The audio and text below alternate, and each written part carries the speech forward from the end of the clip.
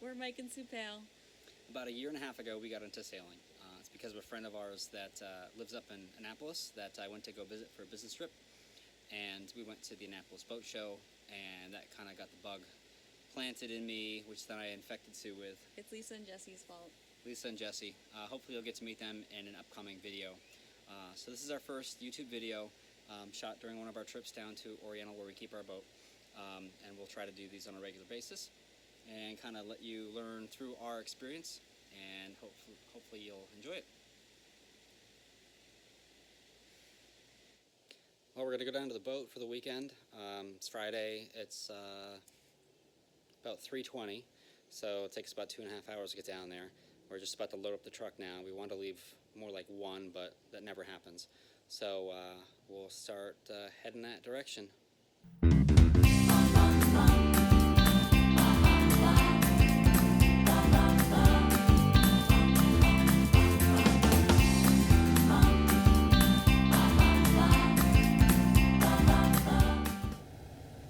Alright, we're going to go to our boat.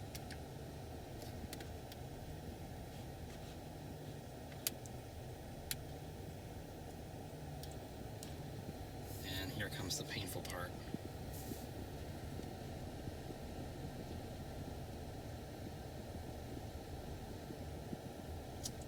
We will get there at 6:56, 156 miles. Oh boy. All right, we made it here. It's a little after 7. We stopped to get beer at New Village Brewery. They have crowlers now, which is awesome. We got some extras to bring back to our friends in our neighborhood. Here is Oriental Harbor Marina. That is where Betelgeuse lives.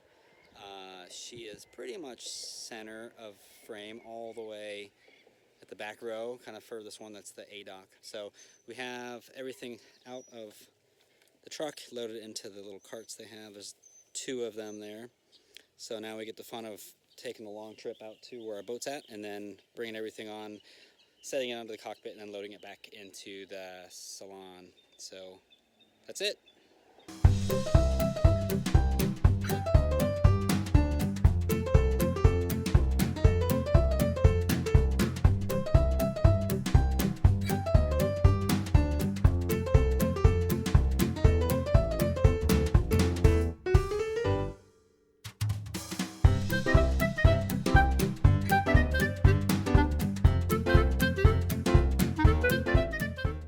So this is a boat pedestal. This is how we get AC power onto our boat. There's the panels look like this. Normally they're not just in someone's hand. There's a 30 amp on the left side and a 50 amp on the right side.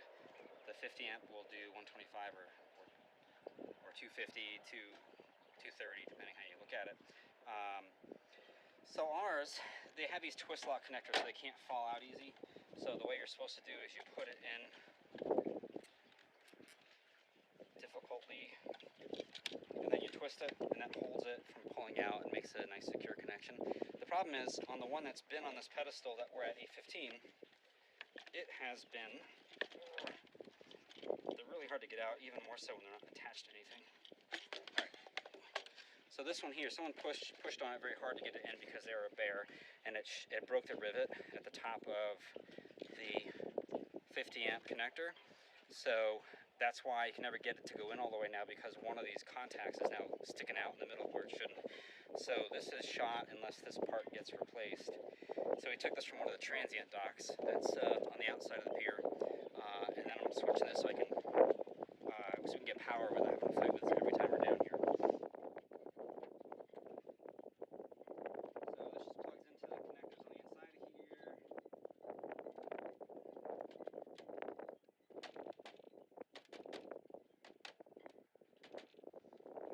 And then once it's on there, there's 4 stainless.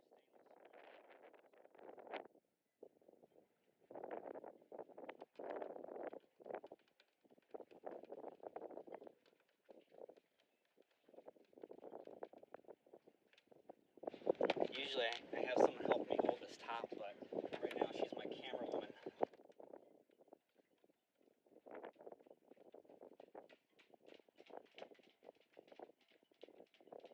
Alright.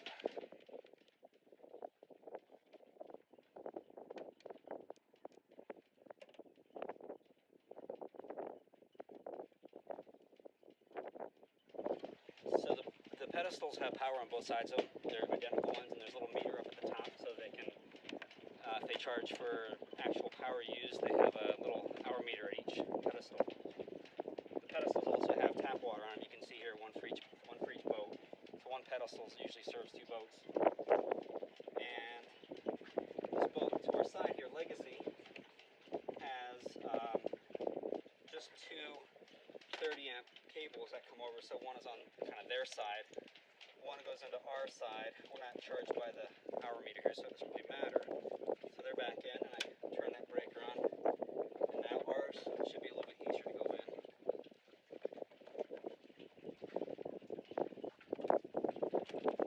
Oh, that's so much better. All right. So that's pedestals, and at least now we're here before it's dark out, so it's a lot easier to mess with. So this is at the Marina's bathroom area. There used to be a restaurant here called O-Town. I'll explain that caution tape in a minute. So it's a really neat space because it looks out onto Oriental Harbor Marina, and it's actually just a beautiful view of the water. You can see a couple miles across the river there when the sun's out. Unfortunately, the restaurant just did not do well here. I don't think there's any plans for anything else to come in at the moment, which is unfortunate. But behind me is the entrance to the restroom. There's a little bit of a laundry area, a water fountain, and that's pretty much it. The marina just changed management to the same company that we charter our boat through, and they own a piece of property which is on the other side of those kind of townhomes that are right over there. And they have plans to be able to make their own building that's down at that end. So maybe that'll be something that gets added sometime in the future. I almost forgot about the caution tape. So town of Oriental is 900 residents and about 3,000 sailboats. So there's a lot of, it's kind of a retirement community. It's on the ICW, so they get some boaters that come through on the way up or down the ICW. But there's a lot of older residents here that are retirement age, so when COVID really started to take a grip on the state, the town kind of just locked down and said, if you don't live here and you're coming to visit, you got to quarantine on your boat for 2 weeks. Don't use our public restrooms. We really want to keep COVID out. So that order that the town put in place just expired yesterday. So now we're able to use the bathrooms here and the showers and all that kind of stuff if we want to. Go into the restaurant, go into the stores and the restaurants in town and make use of those where they didn't even want you doing that in the past. So that is passed now, so it's kind of opened back up. So I almost forgot to talk about the caution tape. That's what that's all about. So we ordered a flag halyard kit that showed up about a week and a half ago, and this is the first that we've been there, and now that the town has allowed us to go into businesses, we're going to go walk in, mask up, and pick it up. So this is Water Street in Oriental. It's kind of where a lot of it is. If you go up to just walk down the street and on to the right is the harbor. We'll go take some shots there. But we're going to the Inland Waterway Provision Company. They're very cool people in there. We're in Oriental. This is all of it. Over here is the free dock and the free pump out. And you can also get gas. There's a tiki bar in the little hotel area over here. A couple of shops. Over there is the Village Gallery, is like some art. And then the Bean, which serves coffee and really good ice cream espresso snacks. And then down this way is where we just came from, was the IWPC. And they're doing a little farmer's market on Saturday mornings.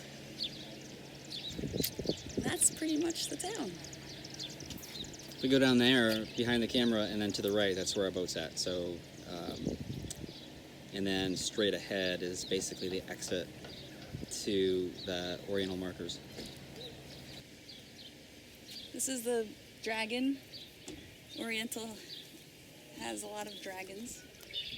Oh, we should also show them the fire hydrant. Yeah, we can show the fire hydrant. It's kind of dressed up to look like a dragon. Yeah. And then the gray building behind the dragon is where towndoc.net is the website that's kind of like the unofficial website for the town. It's actually a really great resource, and that's the headquarters for And the camera. basically that guy. And there's a camera that shoots the harbor, and it's shot from that antenna that you see.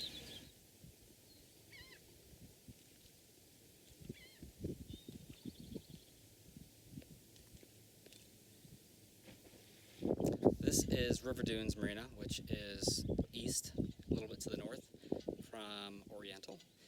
And it's really nice because Sue's going to pan around to the entrance, but there's like an 8-foot deep channel that just leads into here. It's a great spot to be during a hurricane because it's super protected and all the docks here are floating. So that's really nice. Ours are not floating, so all the boats have to move out of our marina because if they're still there and the water goes up a lot, it could damage the docks and boats could move and all that kind of stuff. So it's breakfast time on Betelgeuse. We made some yogurt with some cut up strawberries and an apple and some cinnamon honey that we brought along with us. So that should be good. And we have our coffee that we percolated. And I have to tell you, percolated coffee is probably the easiest, best tasting coffee out there. But not instant. But not instant. It takes 10 minutes once it starts to percolate, and that usually takes, depending upon how many cups you're making, I don't know, 5 or 10 minutes.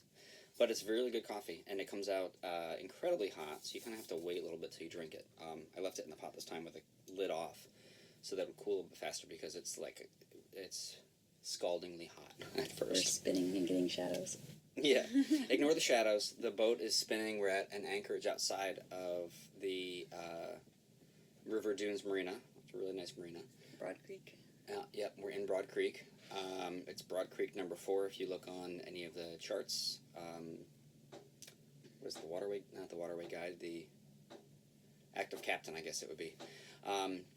Anyways, it's really nice. Aside from this little bit of rotation that we're getting, it's been super smooth all night long. We had pelicans diving last night, eating their dinner. There's lots of jellyfish today. A lot of jellyfish yesterday and today, and we were paddleboarding. They were all over the place. But we're going to sail. It's about 9 o'clock. We're going to finish eating and then pick up the anchor and then head back to the slip in Oriental. And we'll probably have lunch there. We brought stuff for lunch. And then we'll pack up and head back, and that's it. Don't know what the wind's going to be like. I think it's supposed to be out of the east or northeast, if I'm not mistaken, but we'll find out. Actually, no, I think it's not. I think it's the exact opposite, which will make for a lot of tacks or motoring.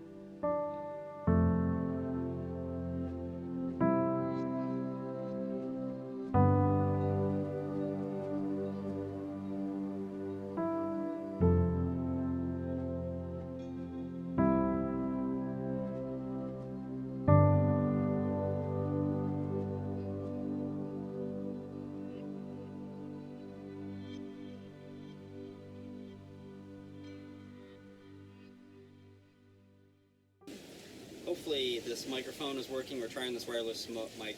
It's windy out, which is a good thing when you're sailing, if it's the right amount of wind.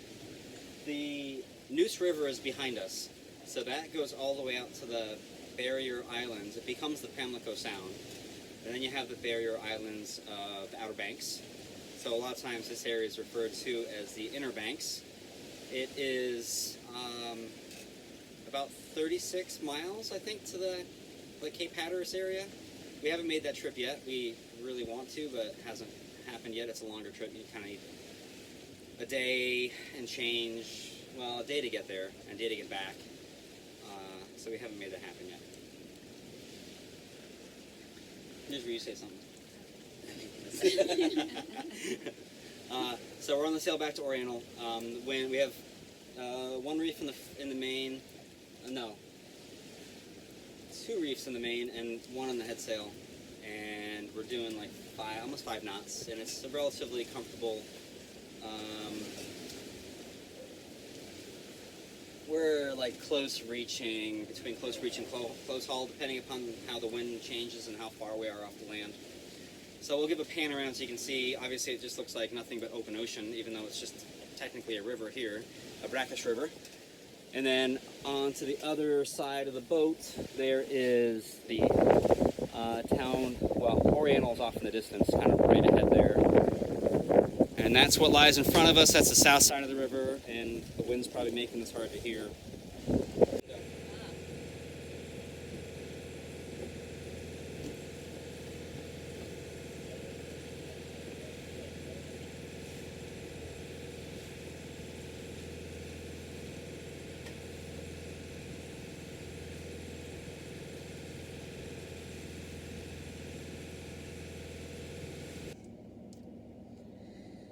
We're heading home. Back in the truck for the 2.5-ish hour drive back to Raleigh. It's about 7:30 on Sunday. We'll have to be back to work tomorrow early, probably 7:30, if not a little bit before that. It was a really good weekend though. Really good weather. Got sunburned. That's the only downside about the weather. But yeah. we will let's try to figure out when we're going to come down next. Yep. I'm looking forward to a shower. I know. None of us wanted to take the time to go through a shower on the boat, even though it would have been pretty easy, especially with the ability to refill the tanks and not have to turn the water on and off as you're showering. But that's it for this weekend, and we'll be back again next time. Bye. Bye.